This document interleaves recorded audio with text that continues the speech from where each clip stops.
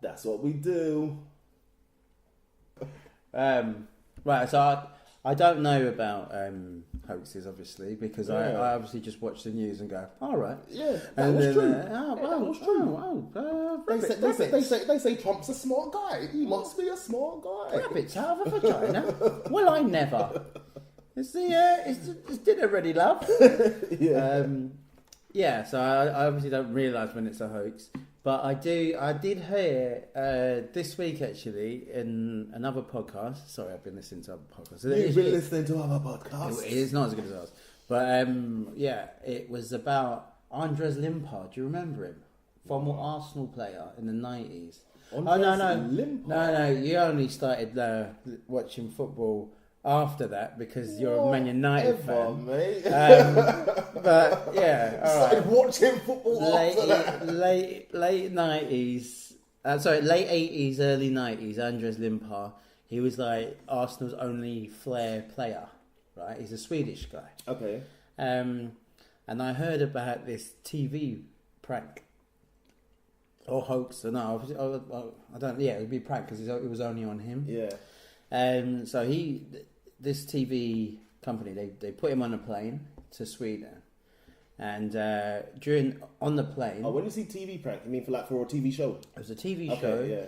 And it was Andres Limpar. Yeah. He didn't know anything about it, obviously, and he was on a plane, run by the thing. Yeah. And then they started doing like a bit of turbulence on the plane. Yeah. And he was like, "Oh God, what's going on?" Which is risky anyway, Yeah. right?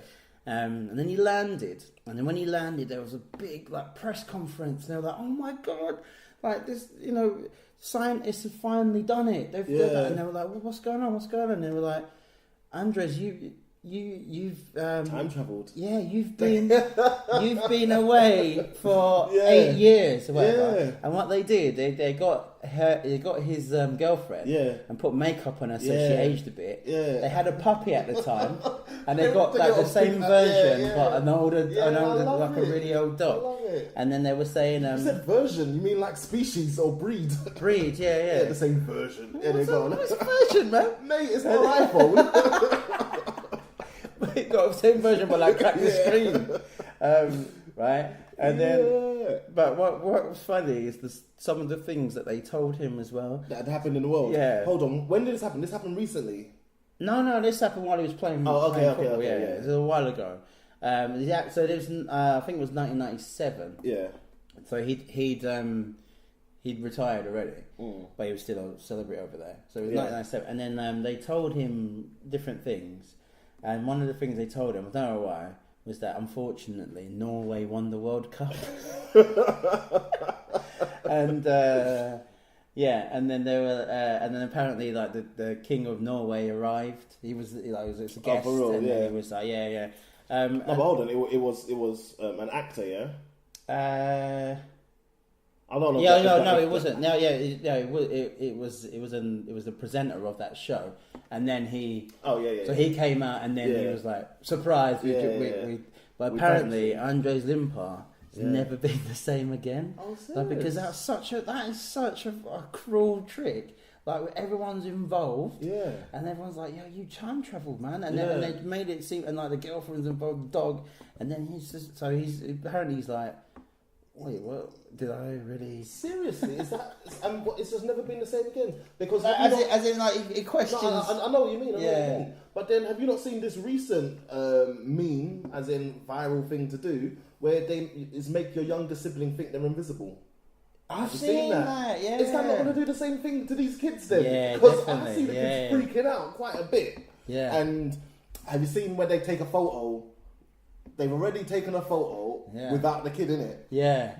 And then when they make the kid think he's gone invisible, they put their arm around him and pretend to be taking another photo, and then look at it, and he's obviously not in the picture. Yeah. Mate, if this big grown guy can go a little bit loopy from a little bit of being told that he's time travelled, and maybe being suspicious about it, this invisibility prank is actually quite convincing. I didn't realise it was like it was a thing that I saw it once. I've seen about 6 of them now. Really? Yeah. And well, now it won't. Now it won't. The thing about doing it now is it won't last. It will last for a week, and everyone will catch on to it, right?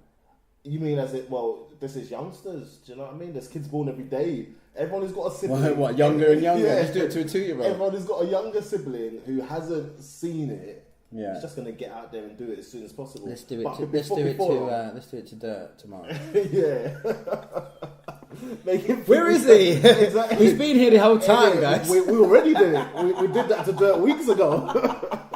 He's here. What was that? Dirt? No. Yeah. All right. So pranks can cause slight brain damage. Mate, I was actually researching pranks before I did this, so watch this space. Next episode, a couple of episodes down, I'm going to bring out my notes on pranks. Okay, I don't know whether I should save this one then. Have you got another one? Just a prank that I played on someone. All right, let's hear it. It's a little taster, isn't it? It's a little taster. Okay. Yeah. All right, ready? Right. Okay. Well, a taster of the pranks thing. I've got a friend. He's not he's an intelligent guy, mate. He works for. You were about to say he's not intelligent. No, I wasn't. I was going to say he works for the government, mate. Oh, all right. No, actually, I shouldn't say. Right, but so you already know who he is. But he was. I remember in at uni. Yeah. I said to him that there's this. Brazilian instrument called I think it's called the cuica. Okay. Yeah? And I said to him that the instrument's noise is done by squeezing a dog. and then the sound I mean and then he was like nah. And I went, mate, what? Yeah. And I said to him, yeah, and then but hold on, are you saying the instrument is the dog? Or... Yeah, that's what I said to him. All right. And then I said, let's shall we hear it first? Yeah. So this is how it sounds.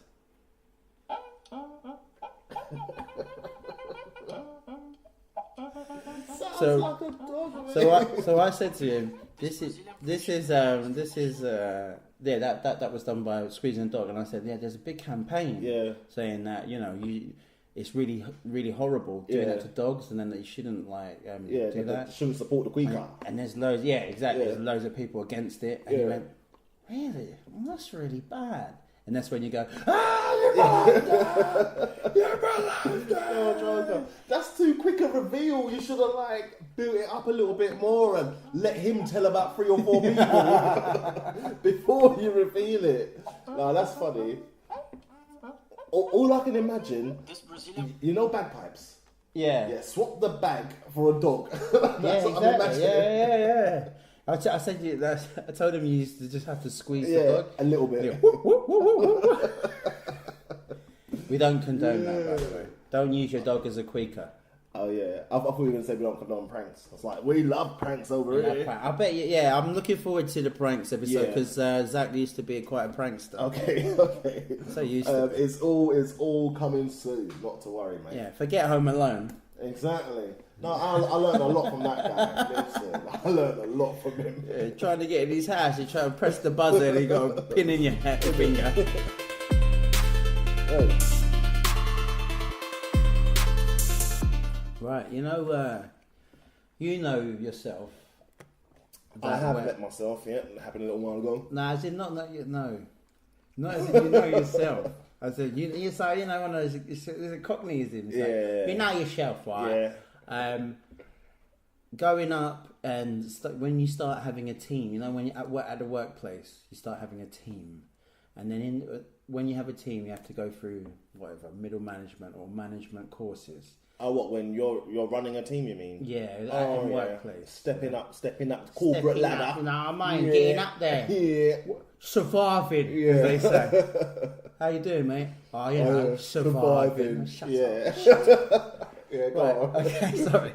Little monologue to myself. Yeah. But, and then when you do these management courses, they tell you to do personality tests or learn tests about how you learn and stuff like that. Yeah. And the whole point is to know how other people are different from you, and that when you manage people, you need to. You got to get your personality tests. We're not all the same as you. Yeah.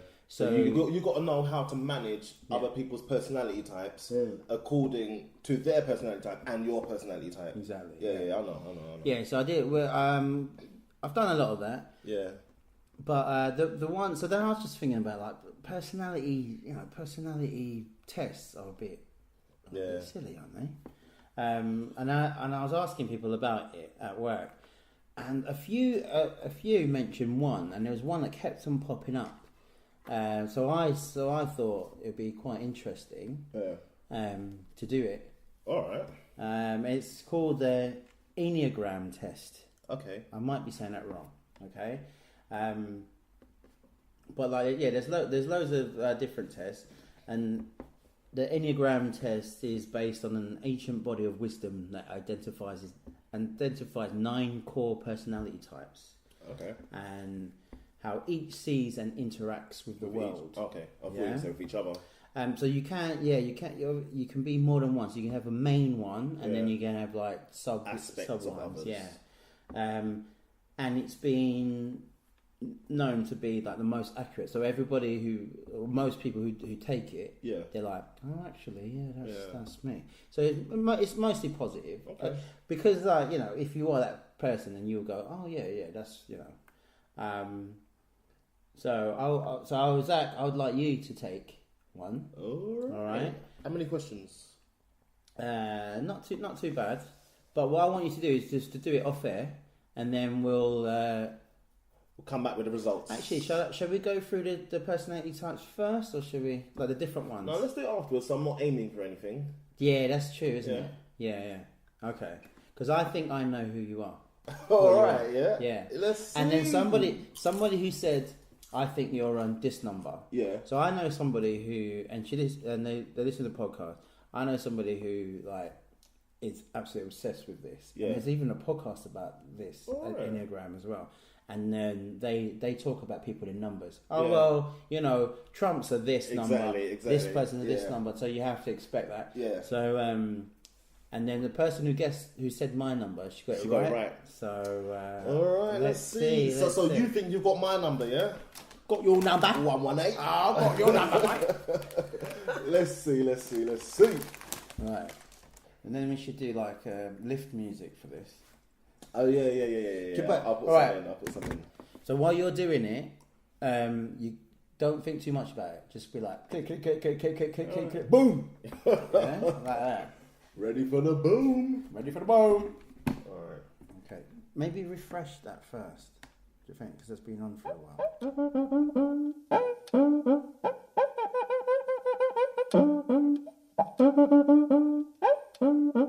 Stop thinking about it. Nah, but some of these. Yeah, no, it's true. I know that I do both of these.